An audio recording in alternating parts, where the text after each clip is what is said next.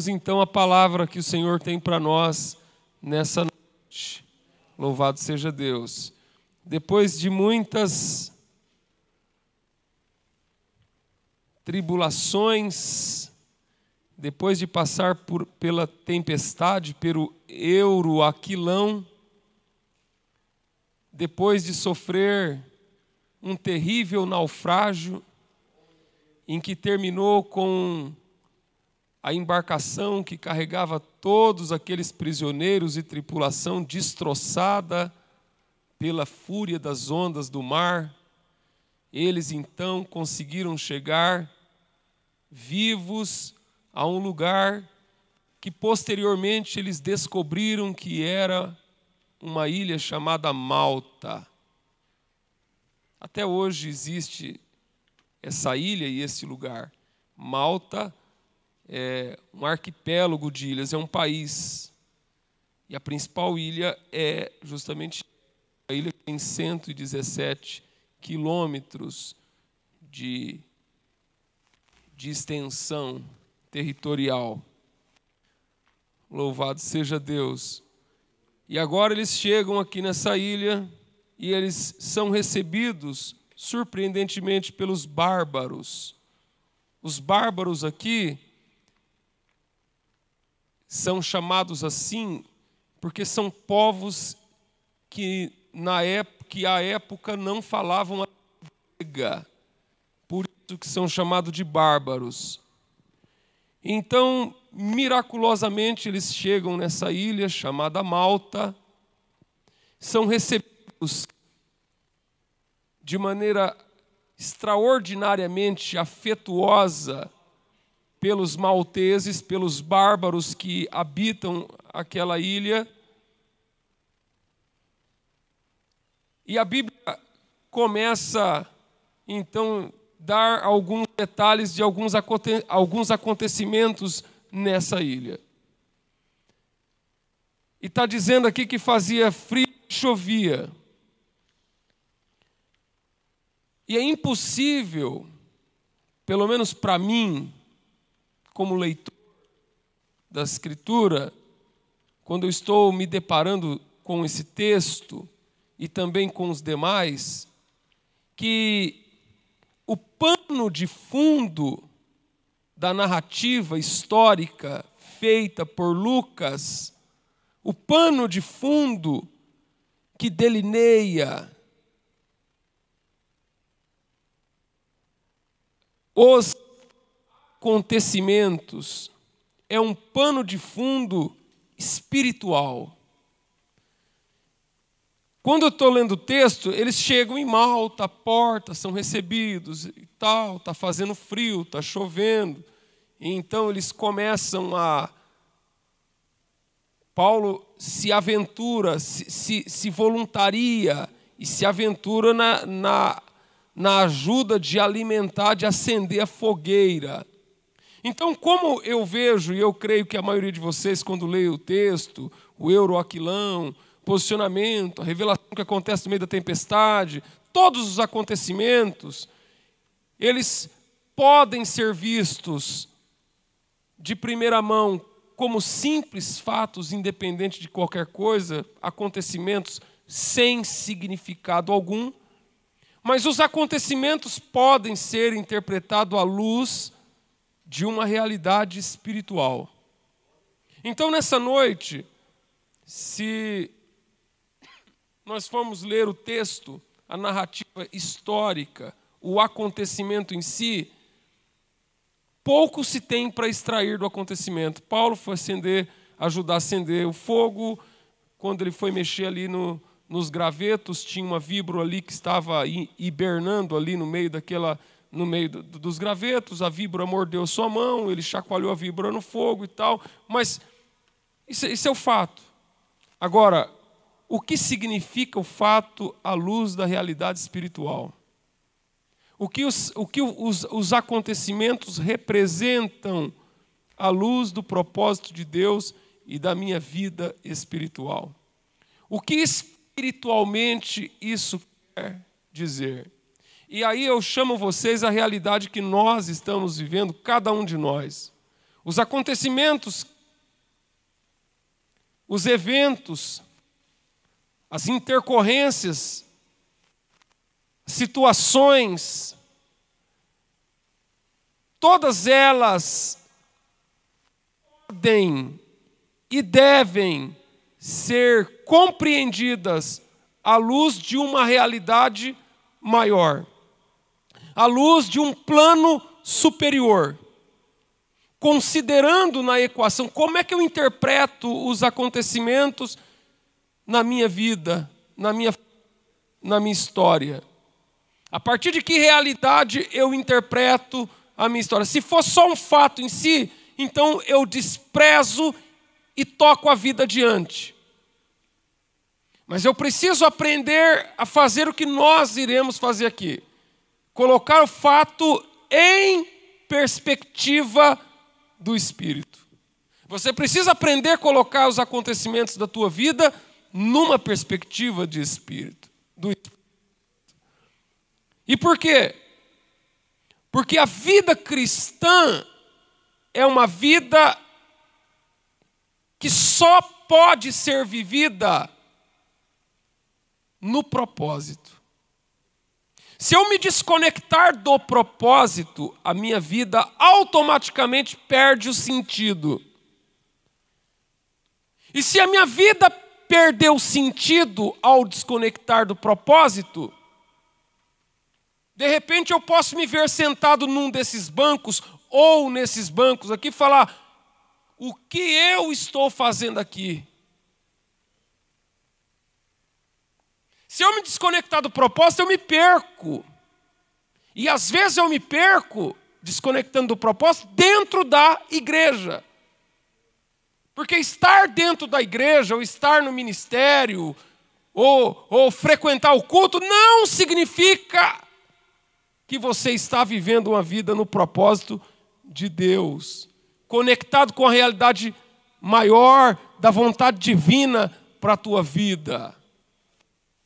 Então, o primeiro ponto que eu quero destacar aqui é que os acontecimentos aqui narrados, historiados pelo Lucas, o médico amado, pormenorizado, eles precisam ser compreendidos à luz de uma realidade espiritual. Que realidade espiritual?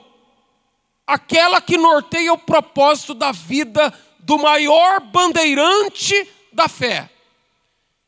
Porque se não for assim, a gente entra em pânico. Se você não entender que o que você está passando faz parte de um propósito de Deus, se você não conectar a tua realidade com um propósito maior, na hora que você estiver sofrendo, na hora que você estiver passando por uma situação, na hora que você estiver sendo provado, você entra em desespero. Você é tomado de assalto por um estado de angústia e você vai à beira do abismo espiritual. Você vai à bancarrota. Os irmãos estão entendendo isso, amém ou não? Então que propósito que norteia o apóstolo Paulo acima da própria realidade circunstancial? É o que o texto está querendo dizer, que existe um propósito que está guiando Paulo acima da realidade circunstancial.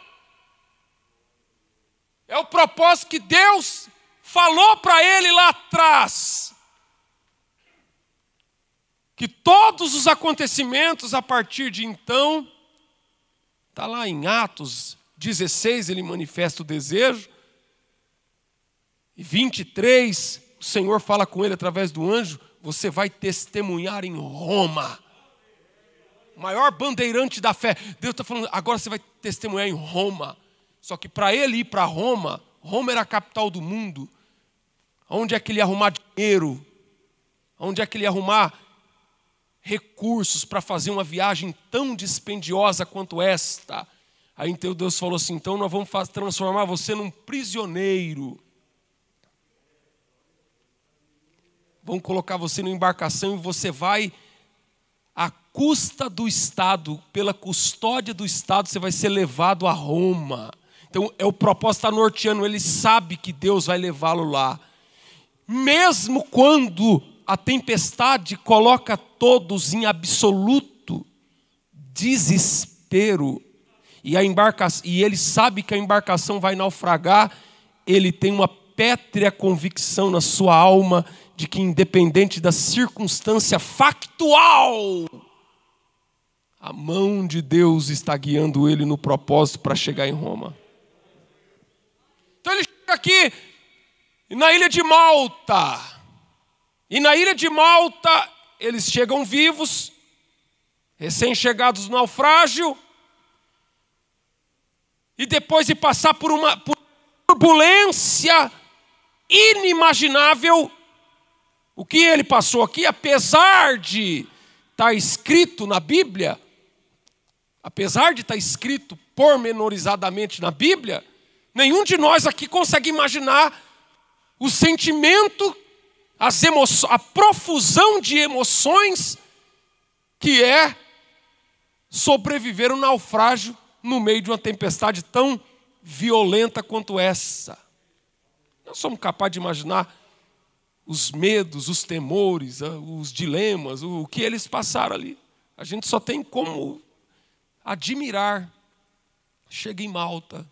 Quando ele chega em Malta, a Bíblia diz que é frio, está chovendo.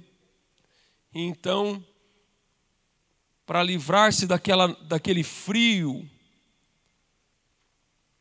eles resolvem acender uma fogueira, resolvem acender um fogo. E para acender o fogo precisa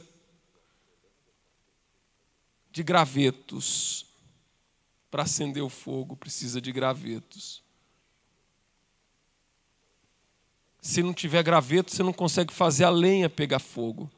Então, o graveto é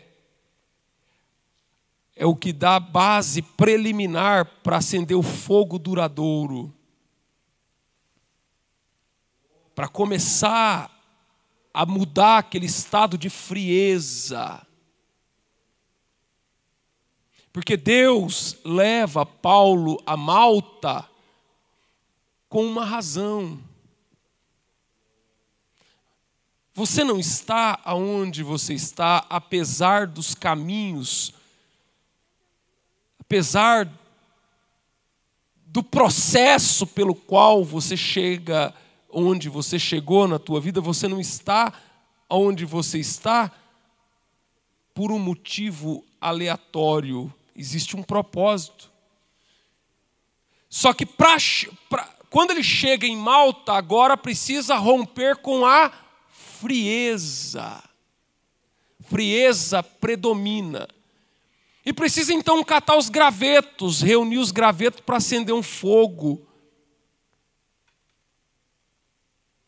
Todo avivamento precisa ter um começo.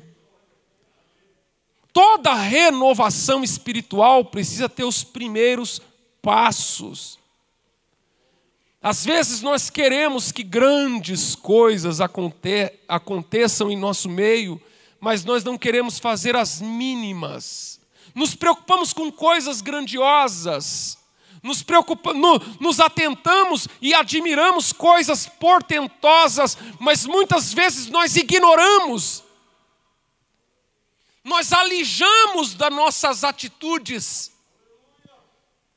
Nós nos desprendemos nas nossas atitudes mínimas, as coisas pequenas que precisam ser feitas.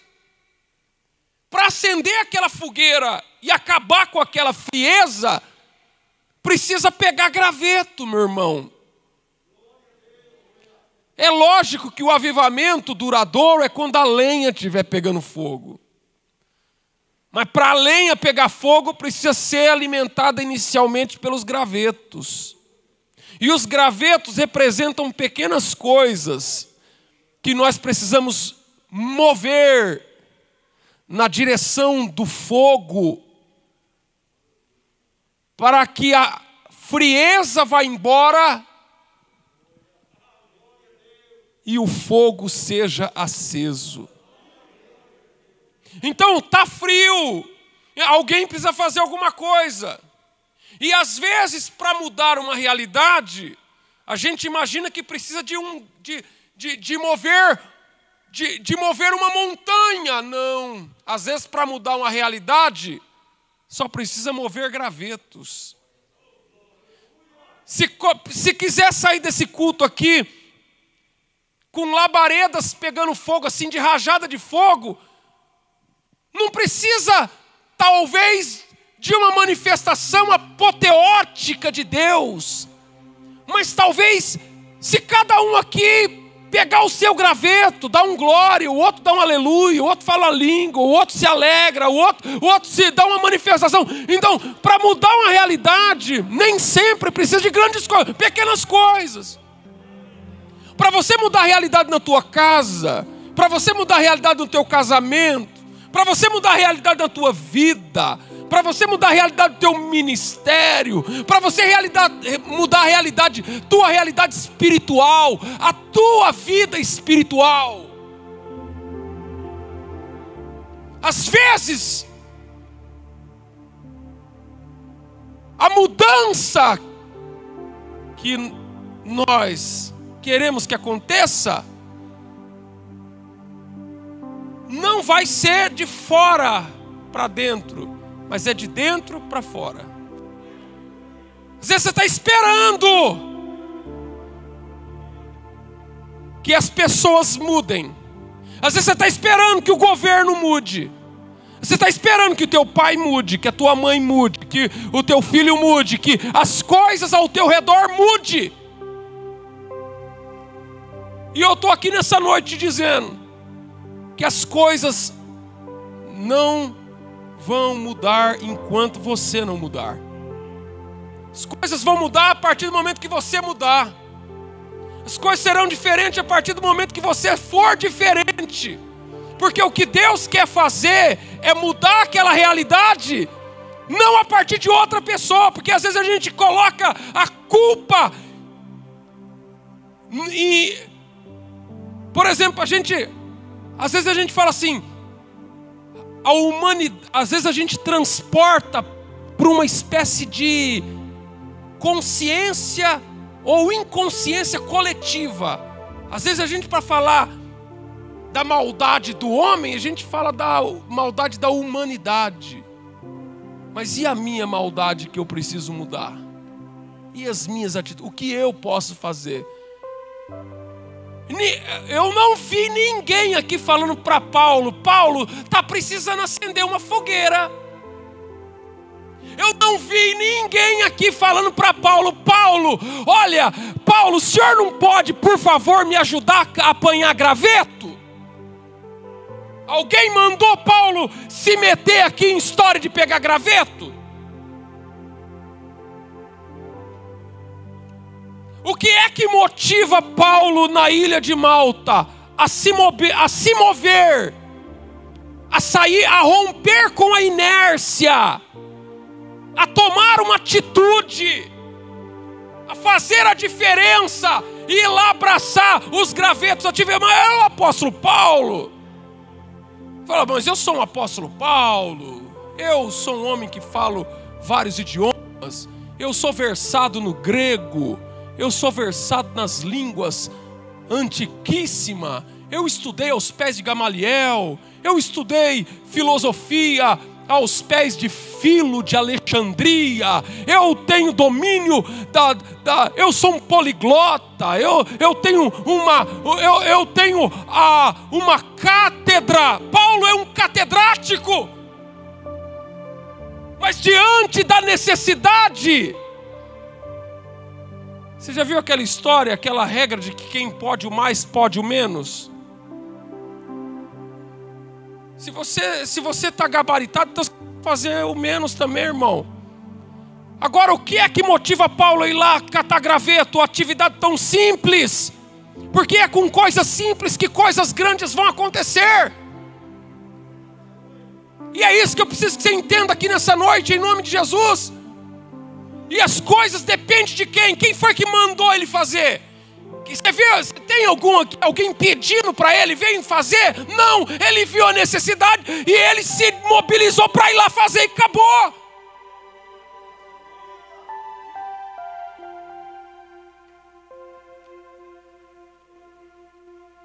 Então, a motivação, a iniciativa, a proatividade, porque ele sabe que ele pode fazer alguma coisa para melhorar, para romper com aquela frieza, para criar um ambiente, não é ser fogueira, não ia criar um ambiente melhor.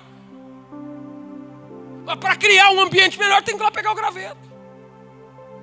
E ele foi pegar o graveto. Louvado seja Deus. E você pode fazer alguma coisa. Você pode fazer alguma coisa além de ficar como mero espectador. Sabe o que não falta na obra de Deus? É gente para criticar, gente para apontar defeito, engenheiro de obra feita. E isso aí, irmão, não agrega nada. Nessa noite eu preciso que você aprenda com isso. É aqui que está o propósito de Deus. É muito fácil ficar assistindo, mas a gente pode arregaçar a manga e nos lançar no propósito de Deus e fazer a diferença, porque o ambiente pode ficar melhor na medida em que eu me colocar para que ele fique melhor.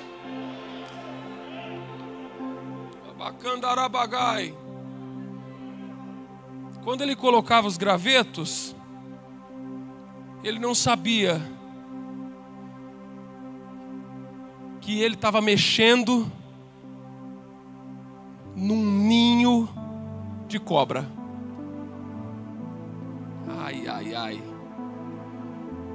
Uma coisa boba, um serviço simplório, mas ele estava mexendo no ninho de cobra. Irmão, de alguma forma Satanás não gostou da atitude de Paulo de querer acender um fogo ali. E se você quiser acender um fogo no altar na tua casa, talvez o diabo também não vá gostar. Se você querer a tua igreja mais avivada, talvez o diabo não vai querer gostar. Se você querer que a igreja fique santa, também não vai querer gostar. Se você querer buscar a Deus, se você falar, sabe de uma coisa, eu vou entrar num propósito de jejum e oração a partir de hoje, já vou te adiantar que o diabo talvez não vai gostar disso.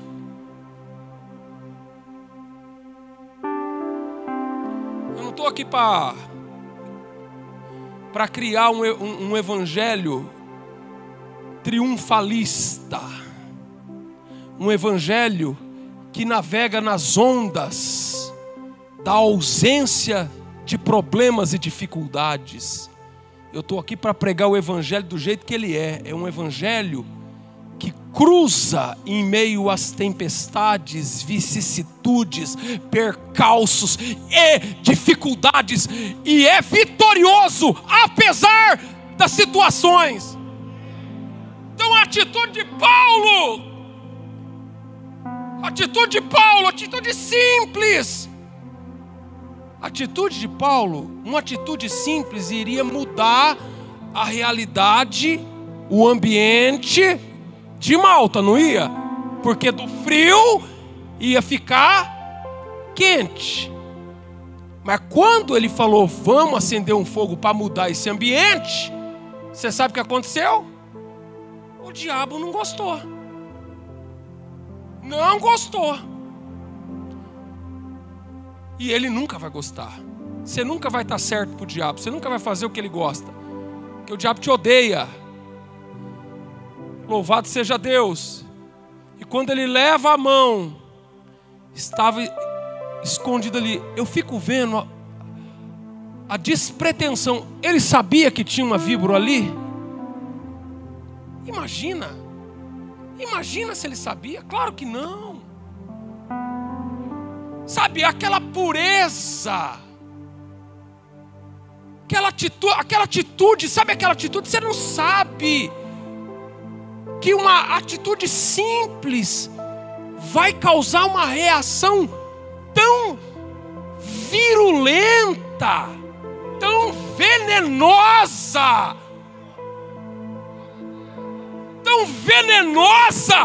uma reação, uma retaliação, um ataque tão violento da parte do inferno. É por isso que eu estou dizendo que eu preciso espiritualizar o texto para vocês aqui. O inferno reagiu de maneira peremptória. O inferno reagiu de maneira imediata. O diabo falou: não, aqui a geladeira sempre prevaleceu. A gente sempre mantém todo mundo aqui que nem pinguim. Aqui não tem glória a Deus, não. Aqui não pode ter fogo, não. Não, aqui a gente sempre foi desse jeito. Agora vem esse Paulo aí, querendo mudar a situação, querendo catar graveto para acender fogo. Só que tem uma coisa, irmão. O diabo sabe, o Deus sabe que Paulo está se movendo não para se aparecer, não para querer mostrar que ele é o tal, não para querer mostrar que ele veio para mudar, que ele é a geração da mudança. Não, Deus sabe que ele veio, que ele está ali e ele só quer ajudar. Ele só veio para somar. E quem vai julgar o caso aqui vai ser Deus. Irmão, não se preocupe, quem vai colocar por terra vai ser Deus. Aleluia. Quando Paulo, irmãos, eu fico vendo, sabe, o camarada sai, eu não vejo ninguém dos outros que está com ele fazer. A Bíblia não fala que os outros todos foram lá apanhar graveto. Não. Foi ele fazer. E ele foi sozinho. E quando ele enfiou a mão lá estava o perigo que o esperava, com um veneno mortal para acabar com a sua vida, com o seu ministério ali. Mas o propósito de Deus era que ele chegaria a Roma. A história de Paulo em Malta dura um período de 3 meses. Um interregno de 3 meses. Ele está de passagem ali. E mas o diabo tenta interceptá-lo ali e fazer com que ele sucumba ali. Mas Deus tem um caminho para ele. E é esse o propósito que você precisa entender. Porque o inimigo está ali, escondidinho, esperando. Na hora que ele pôr a mão, a gente pega ele. Tem uma armadilha ali. Louvado seja Deus. Tem um perigo. Tem uma armadilha. Tem uma víbora ali escondida. Mas ele não sabe. Há uma pureza, uma ingenuidade, uma inocência, uma despretensão que paira, que faz com que ele segue ali cegamente, motivado. Você está vendo? O que ele quer? Ele quer acender o fogo. Mas ao abraçar os gravetos, ele também mexe com poderes malignos que não querem ver as coisas diferentes. E agora? Vamos lá. Uma víbora fugindo do calor, porque se tem uma coisa que Satanás não gosta, é de fogo. Se tem uma coisa que Satanás reage, é ao fogo. Você pode pegar, irmão, se tiver, sabe, um monte de madeira aí, de mato, ali abriga escorpião, ali abriga cobra, ali abriga lacraia, ali abriga barata, ali abriga tudo quanto é bicho esquisito e perigoso e venenoso. Bota fogo naquilo para você ver. Espirra tudo, eles vão se rastejando, porque eles não resistem fogo. Você precisa entender que há uma batalha espiritual. Você precisa admitir que há algo espiritual no negócio. Você não pode negar, você não pode amputar, você não pode ignorar essa realidade espiritual que permeia, que está entranhado na nossa realidade física e humana aqui. Louvado seja Deus, porque senão, se você negar, o diabo te suprime. Mas se nessa noite você abrir o teu olho e entender, Deus vai te dar vitória. Fugindo do calor, prendeu a sua mão, a víbora mordeu a mão de Paulo. Oh meu Deus, a mão na Bíblia tem um significado. A mão é com as mãos, é com essa tua mão aí que Deus quer fazer grandes coisas. A Bíblia diz que pelas mãos de Paulo, Deus operava milagre, está lá escrito, salvo engano, eu acho que, eu não sei se é no 19, 21, 19, né? Pelas mãos de Paulo, Deus operava milagres extraordinários. O diabo odiava aquela mão. O diabo não aguentava ver aquela mão que curava enfermo, aquela mão que expulsava demônio. Quando o diabo via aquela mão, meu Deus, o diabo falava: um dia eu vou quebrar aquela mão, eu vou matar aquela mão. O diabo, quando olha para a mão de Paulo, tem raiva daquela mão. E eu pego aquela mão. Aí ele foi lá, enfiou a mão, a víbora foi direto na mão. Peguei. Eu não aguentava ver aquela mão. Sabe essa mão sua aí que Deus deu? Sabe essa mão que Deus tem usado para fazer coisas para Ele? Sabe essa mão que às vezes você vem aqui na construção, pega o enxada e ajuda o irmão lá, ajuda a pegar. O diabo tem raiva dessa tua mão.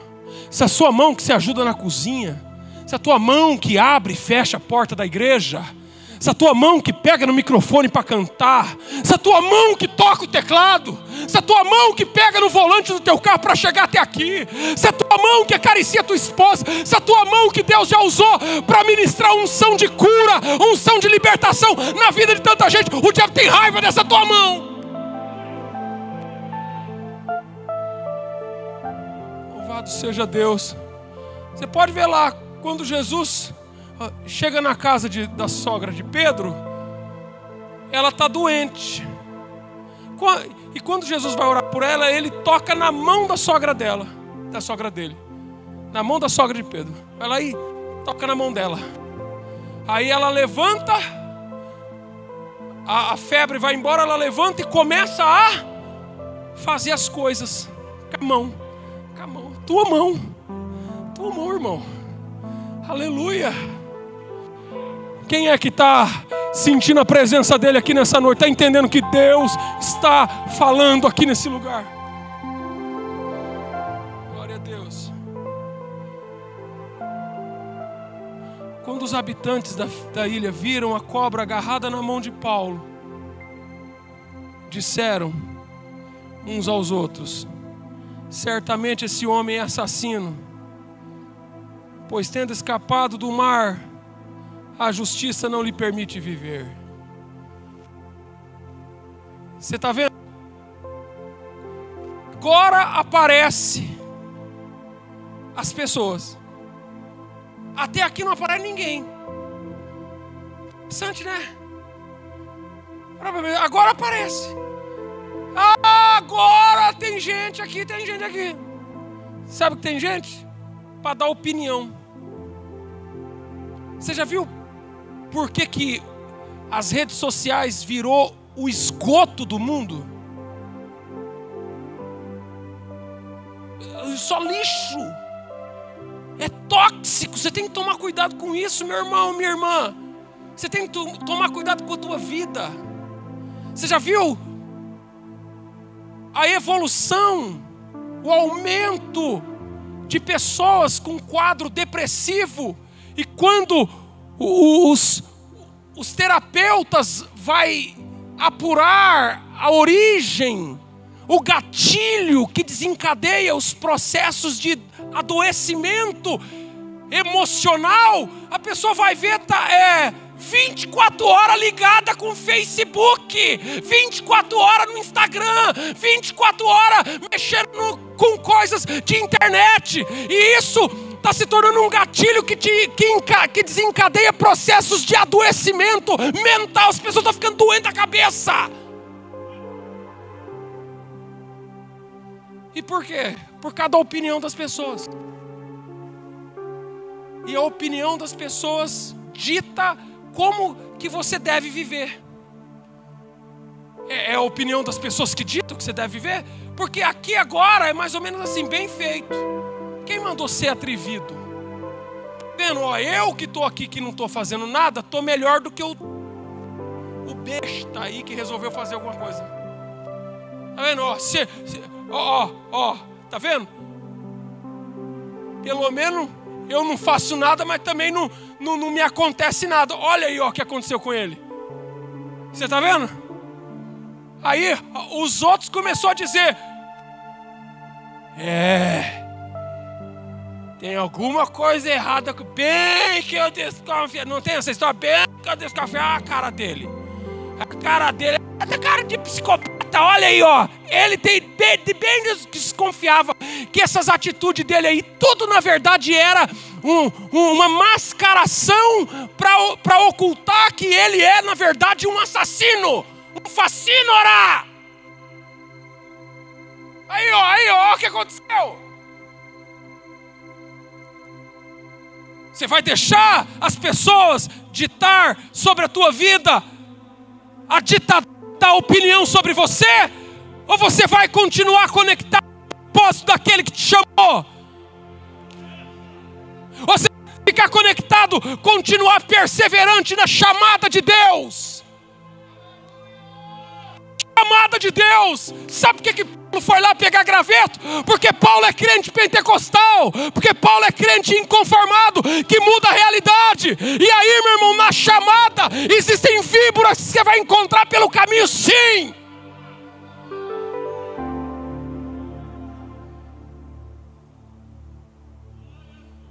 Louvado seja Deus. E agora as pessoas estão julgando ele.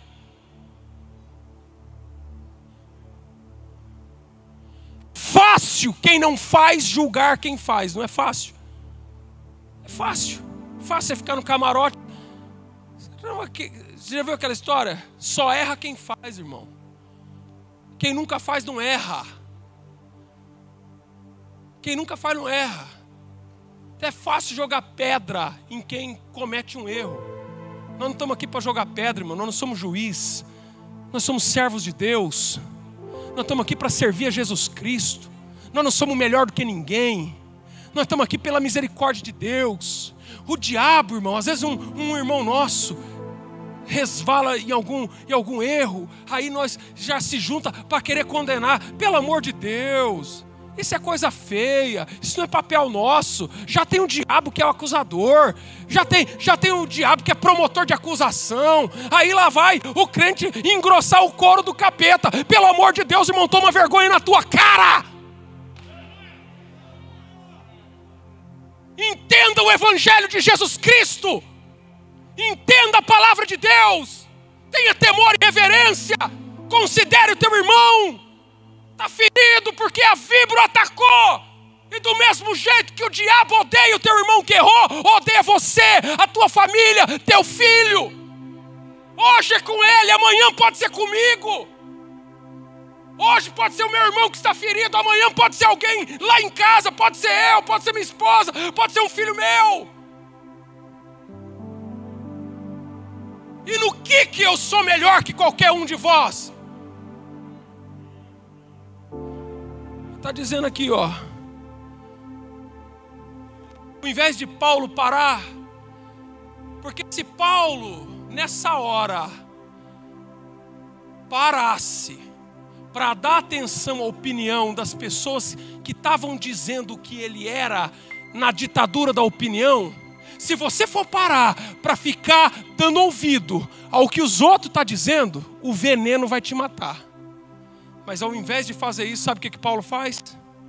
Chacoalhou a víbora e jogou no fogo. Louvado seja Deus. Joga no fogo, irmão. O fogo já está aceso. Deixa que o fogo faça o serviço. Você sabe o que é isso? Quando Paulo joga a víbora no fogo, porque Paulo sabe que o inimigo dele não é a carne, é o homem, o inimigo dele é o diabo. É o diabo que ele tem que jogar no fogo. É o diabo que ele tem que dar jeito. A luta dele é contra a víbora e não contra quem está atacando ele. Porque senão vira uma guerra. Porque senão vira uma guerra. Senão ele para ir querer bater boca. Falar, rapaz, assassino é você. Vocês que são bárbaros, você quer isso. Aí um ataca o outro, que ataca o outro, que ataca o outro. E aí todo mundo sai prejudicado. E o diabo prevalece. Mas quando ele joga a víbora no fogo, o diabo é vencido. Nessa noite, eu falo da parte de Deus, compelido pelo Santo Espírito do Senhor, que nessa noite paira sobre mim, para vos dizer a palavra, na autoridade e graça de Deus, em nome de Jesus, meu irmão. Não olhe para a direita e nem para a esquerda, jogue a víbora no fogo e deixa Deus fazer o trabalho dele na tua vida. Glória a Deus. Eles, porém, esperavam. Quando ele joga no fogo, Paulo ficou intacto. E eles esperavam que ele ia inchar e cair. E depois morrer. Como ele não inchou, não caiu e não morreu, as pessoas agora começaram a adorar ele como Deus. Porque é assim, irmãos. Não existe lógica na opinião das pessoas. Uma hora estão chamando ele de assassino, outra hora estão querendo adorar ele como um Deus. Essa é o que chama de polarização. É uma polarização, é um transtorno de polarização. Uma hora eles estão querendo matar o camarada, agora está querendo colocar ele num pedestal. Nem aqui e nem ali. Eu estou no propósito de Deus. Agora eu estou com a bola toda. Agora eu estou popular em Malta. Agora eu estou sendo elogiado. Irmão, o crente, ele não se leva, ele não se movimenta. A força motriz do cristão não é a crítica, mas também não é o elogio. Porque tem hora que alguém vem e te critica. E aí dói. Aí a gente fica mal, não é? Fica mal quando alguém critica a gente. Diz que tem duas críticas, né? A construtiva e a destrutiva.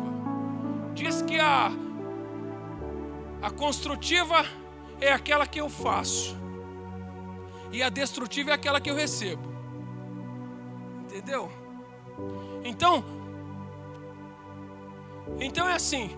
Quando eu recebo uma crítica, quem é que gosta de receber crítica? Quem é aqui que se fica em paz recebendo? Ninguém. E quem é também que não gosta de receber um elogio? Todos gostam de receber um elogio. Agora, tanto a crítica quanto o elogio faz parte do cardápio que a gente tem que digerir. Você vai ter que conviver com a crítica e também conviver com o elogio. Mas você não pode desviar por causa de uma crítica, e você também não pode achar que você é mais que Jesus Cristo por causa de um elogio, meu irmão. Não, porque agora eu sou o pregador tal. Não, porque agora eu canto mais que todo mundo. Não, porque não. Aí alguém critica e fala, não, eu não sirvo nem para ser um pano de chão aqui da igreja. Eu não presto para nada. Tanto um lado quanto o outro é uma armadilha do diabo. Pronto. E é isso que está dizendo aqui o texto. E final das contas, depois que ele joga, agora o caminho se abre. O que o diabo está querendo impedir aqui? A cura dos enfermos de Malta. Porque agora, quando a víbora é jogada no fogo, o diabo é derrotado. E o Públio, que é o patrono, o líder, o governador ali, uma espécie de prefeito daquela localidade, o principal ali, o Públio, que é o homem mais importante da localidade, o pai dele está doente, irmão Sérgio. O pai dele está doente, está com febre, está com disenteria, está quase morrendo o homem. E aí o Públio vai lá e chama Paulo e fala, vem cá, precisa orar pelo meu pai. Próximo dali, havia uma propriedade pertencente a Públio, o homem principal da ilha. Ele nos convidou para ficar em sua casa por 3 dias. Bondosamente nos recebeu e nos hospedou. Seu pai estava doente. Agora eu entendi. Eu entendi agora. Eu entendi porque esse impedimento se levantou. Agora eu entendi por que eu cheguei até essa ilha. William Torso aqui no culto de missões falou assim, citou aquela frase célebre: em todo tempo, em todo lugar, prega o evangelho, se possível, use palavras. Não se tem notícia de que Paulo pregou o evangelho aqui. Aqui no texto não apresenta ele pregando o evangelho. Não tem aquele chamando as pessoas para pregar o evangelho. Arrependa, aceite a Jesus. Não tem nada de pregação do evangelho na acepção literal. Você sabe o que tem aqui? Tem a atitude de um homem espiritual. Porque agora a Bíblia fala, o pai dele estava doente.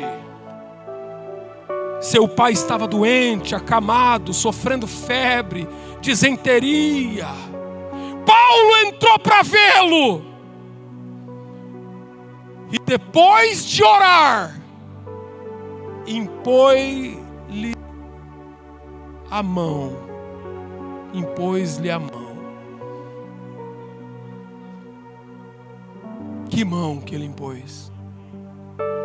A mão que foi atacada. A mão que foi ferida. Aquela mão que foi ferida, agora ia ser usada para curar. Talvez você foi ferido, mas a tua ferida Deus vai usar para curar. Agora dá para entender, agora dá para entender. Agora eu entendo. Impôs as mãos e o curou.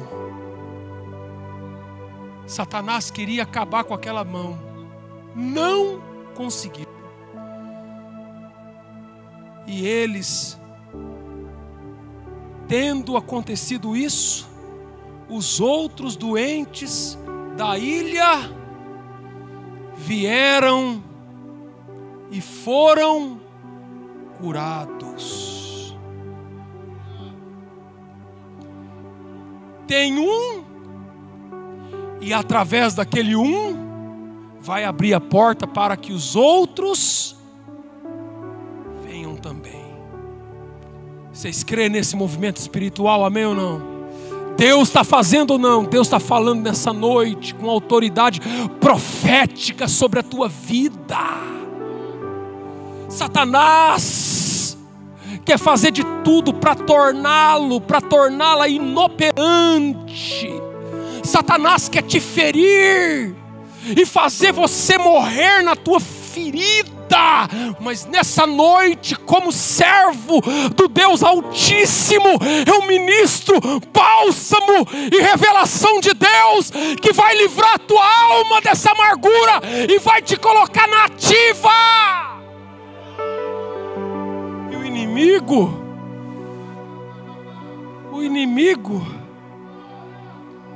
está sendo derrotado hoje. Aleluia, aleluia.